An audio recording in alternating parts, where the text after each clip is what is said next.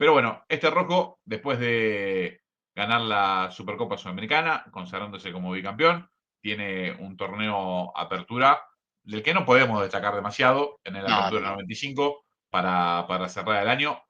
Algo que empezaba a ser una constante a partir de acá, que Sí, Independiente tuviera en el año 2 torneos malos, ¿no? No era habitual sí. hasta esta época. Bueno, a partir de este año 95, con estos últimos títulos internacionales, empieza a darse ese quiebre, que Independiente deja de ser de los que pelean los campeonatos para empezar a tener torneos, bueno, de mitad de tabla o de mitad de tabla para abajo. Sí, además con la salvedad de que igualmente, no, o sea, no hacía grandes campeonatos, pero a los clásicos, a los otros grandes, les complicaba la vida.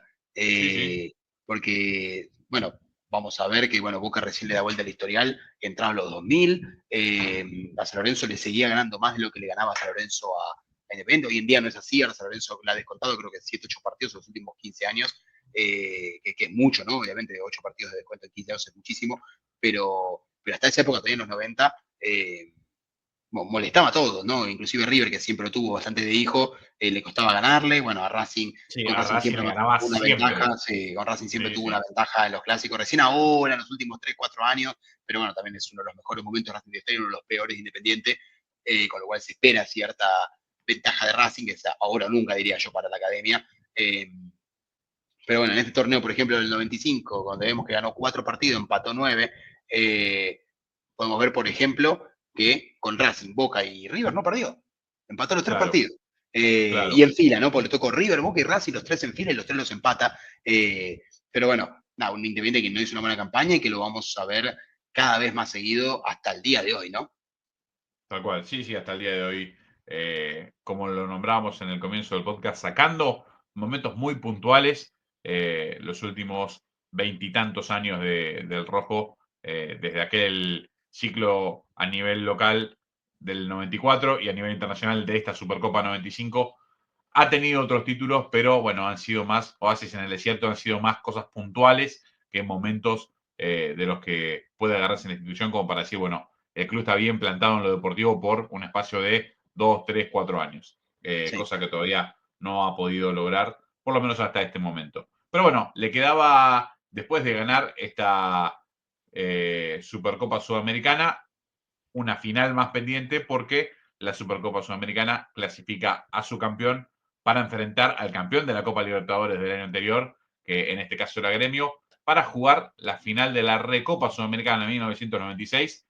En este caso, otra vez en Japón, pero en la ciudad de Kobe, los brasileños de Gremio y el Rojo de Avellaneda se iban a estar enfrentando en abril de 1996. ¿Te parece, Nacho? Vamos a las imágenes. vamos. Acá presten atención porque aparece uno que tuvo paso por el fútbol argentino del gremio. Este señor que vemos ahí, para los que no saben, uno también atacado por César, que es Mario Yardel, Mario Jardel. atacado en un juego mental, no físico, por el gato César. Acá venía el empate de Independiente parcial, apenas 3 4 minutos después del gol de Mario Yardel.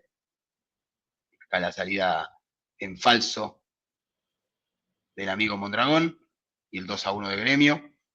Acá un penalcito, en esa época eso era un penalcito, Mal. y el 3-1, y para cerrar la tarde nefasta de Independiente en Tokio, el, el 4-1 de Gremio, de él justamente el mencionado en el capítulo anterior, Paulo Núñez, Sí, sí. faltando Yo, un si extremo derecho en los 90 histórico hubiese en los tenido 90. plata, si en los 90 hubiese tenido plata, mi plata iba para el pase de Pablo Núñez. No tengo dudas, pero no Sí, tengo sí, ninguna duda que ese era picantísimo. el jugador para comprar. No, no, no. Picantísimo, picantísimo extremo por derecha. Para ponerle en comparativas, y te digo, para mí un escalón arriba, para nombrar wings históricos de los 90-2000, un escalón arriba de Guillermo Rosicroto y Pipa Esteves. Sí, sí, sí, totalmente. Pero además, nada, súper, súper campeón. Sí, Pienso, campeón con Libertadores, Gremio, claro, campeón con Palmeiras, Mercosur Libertadores, campeón, bueno, en su paso por selección también llegó a ganar una Copa América, creo, pero hablamos de una selección brasileña en los 90, ¿no? Finales de los 90, donde, bueno, decías delanteros, abrías la caja así, se caían sí, para todos lados, pero sin embargo llegó hasta hacerse un lugarcito ahí. Un jugador, pero bárbaro, bárbaro, que nada, quizás en otra época hubiese tenido más oportunidades en Europa, tuvo un paso cortito por Benfica, pero no terminó haciendo pie en el viejo continente.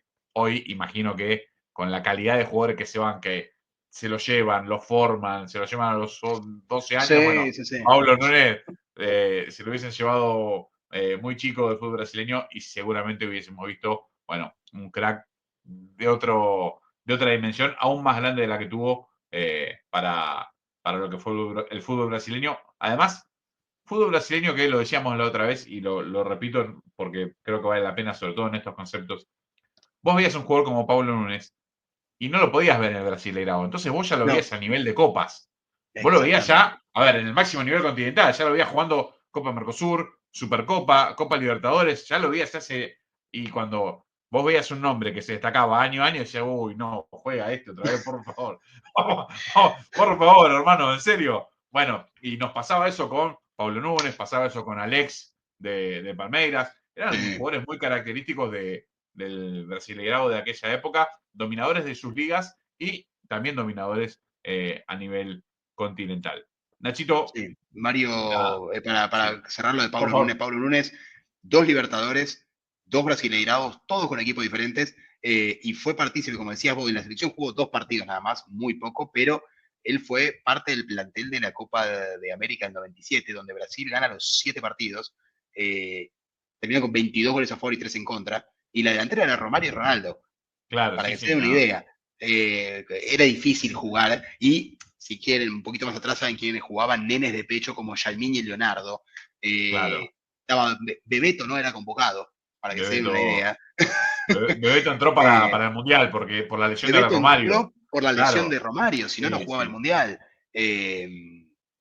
Pero bueno, otro de los emblemáticos de esa época, Edmundo. Bueno, dentro de esos, Pablo Núñez era un destacadísimo delantero. Ya lo dijimos, 2 Libertadores, 2 Brasileiraos, 3 Copas de Brasil, y ha Bueno, jugado en 4 clubes diferentes, y Copa lo América, por si le faltaba algo. nombraste, Nachito, lo nombraste. Siempre que nos reímos de la anécdota de su paso por Newell's, Claro, porque lo, lo- lo terminó cargando fuertemente Gastón César, pero otro de los que era un delantero extraordinario y que casi no tuvo chances en la selección brasileña fue Mario Jardel. Mario sin Jardel duda. que, bueno, se fue al fútbol portugués y hizo tantos goles como los que se puedan llegar a hacer en un campeonato de liga. Creo que tiene más goles que partidos. O sea, es Eh, yo te digo, 125 partidos en el Porto, además, no en sí, sí, cualquier. sí. 130 goles. Claro, no, era una cosa, pero era una cosa impresionante. Bueno, a ver, volviendo Y después a se lo que fue al decíamos antes. Galatasaray, hizo Sí, 23 goles en 22 partidos, y después se fue al Sporting de Lisboa, hizo 50 goles en 44 partidos. no, una Una cosa. bestialidad. A ver, pero iba a esto. Cuando en esa época el acceso al fútbol internacional era fútbol internacional los sábados, un especial de un par de horas donde veías un repaso de todas las ligas, ¿sí? O, bueno, Sport Center, alguna cosa muy, muy específica. Casi que no se veían partidos enteros, salvo que te tocara un partido de Champions o algo por el estilo. Cuando llegó la liga portuguesa, era todos los fines de semana vos veías 1 o 2 goles de este tipo. O sea, ¿qué pasa? ¿Cómo puede ser? A ver, ¿qué es lo más fácil de decir? No, la liga no, la liga es de baja calidad. Está bien, no los hizo nadie de los 130 goles que hizo él en 125 partidos. Claro. No es que los Por hacía ejemplo, todos. en la misma época, para poner un ejemplo, el Beto Acosta fue a jugar a Portugal, y si bien le fue muy bien, en 36 partidos hizo 15 goles. Sí, claro, sí, sí, Eh, sí. o sea, menos de uno cada 2 partidos. Jardel promediaba más de uno por partido. Y el Costa, estamos hablando de un delantero ya cuando volvió la última vez a Portugal, un Tal delantero cual. ya muy experimentado, con una espalda importante y que fue importante en Portugal. Y Jardel, sin embargo, hacía goles como quería, de donde quería. Después, bueno, después de que se va al fútbol portugués, como dijimos, tuvo un año en Turquía donde también se cansó de hacer goles, más de un gol por partido, o por ahí. Después vuelve al fútbol portugués a jugar en el Sporting de Lisboa, y después de ahí desapareció de la faz de la tierra. Tal cual. Sí, pensaba que selección mayor tiene 10 partidos jugados. Que Sí, encima, nada. a ver, no tengo la cantidad de minutos, pero deben ser los minutos basura, los minutos de los últimos, entrar a los Sí, sí, últimos sí. 10 como para jugar un rato. Sí, No, sí. no sé cuántos partidos titular debe tener. Entonces, nada, habla un Ah, poco de esto que decíamos, ¿no? Era sí. imposible hacerse lugar ni a los codazos en esa época. No, además, vos pensás que él en el 2002 tenía 29 años. O sea que en su Claro, mejor momento, los delanteros eran Ronaldo, Romario, Rivaldo, Ronaldinho, antes de eso Bebeto, Romario. ¿Cómo vas a jugar? Era no, imposible, ¿no? Y Jardel, pensemos que la última temporada en el Sporting de Lisboa, donde hace 53 goles en 43 partidos, esa fue el 2003. O sea, tenía 30 años. Con lo tal cual cual. estaba en su momento cumbre. Después, bueno, después empieza el declive de su carrera muy joven, porque es normal que empiece el declive, tal vez a los 33, 34, él empezó a los 30. Después de eso, bueno, pasó por más clubes que en los siguientes 5 años pasó por más clubes que los anteriores 12 años de carrera, porque pasó por Italia, por Inglaterra, por Argentina, por un millón de lugares buscando la forma, nunca la encontró. Tal cual, sí, pensaba en su paso, que fue campeón por Newell's. Fue Claro, campeón el con Newell fue Newell's. campeón, el Newell fue Newell's fue campeón, campeón. con el toro Jugó, gallego. jugó 3 partidos al principio. El Tolo alguna vez contó alguna anécdota donde nada, lo único que lo vieron fue acompañando a otra figura del plantel para salir de noche, que para eso fue lo único que pudo lograr el gran Mario Jardel, que nada, un delantero bárbaro, bárbaro, y de esos que están, bueno, marcados a fuego en la década del 90 y compañero en la delantera del gremio de Pablo Núñez, gremio que después de esa final, obviamente se consagró campeón de la Recopa de 1996. Nachito, dimos toda la vuelta con este Independiente, desde el campeonato de Clausura 94 hasta este final en la Recopa de 1996. 2 años donde el Rojo tuvo la suerte de poder incrementar su palmarés con un campeonato local, dos Supercopas, una Recopa, 4 títulos en 2 años. Bueno, nada, un montón para cualquier institución y además todos títulos de peso. Por eso fue lindo recordarlo, por eso fue, como decimos acá, un equipo histórico.